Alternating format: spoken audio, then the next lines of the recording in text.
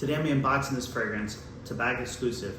I do not know what this is, I'm not sure. I'm hoping it's going to be similar to the clone Tabac and see if it has a ramped up version, more of a classy version. I don't know. So let's find out what this fragrance even is.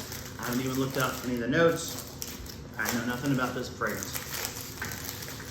Let's see. Oh, it's one of those slide. So I know these are really cool.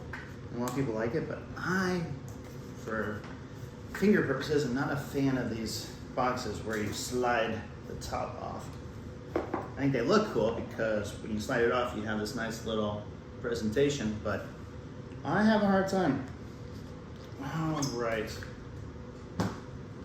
The important part, let's see what it smells like. Cat feels very light, does not feel very exclusive, but we do not care about the presentation as much as what it smells like. Atomizer's okay. Wow, that is strong, I can already smell it. Wow. Oh, I'm digging this.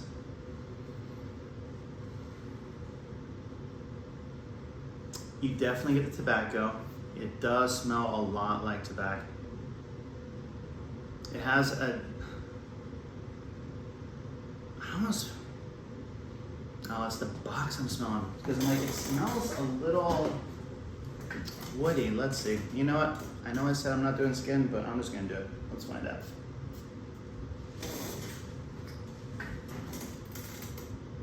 Wow, that is so good.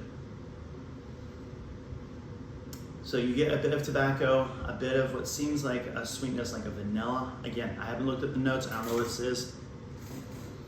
Yeah, you get that hint right there. Again, it's still in the early phase. It hasn't dried down, so it does still have that kind of like clone feel where you know this isn't the most luxurious fragrance. There's still something missing because it's cheaper.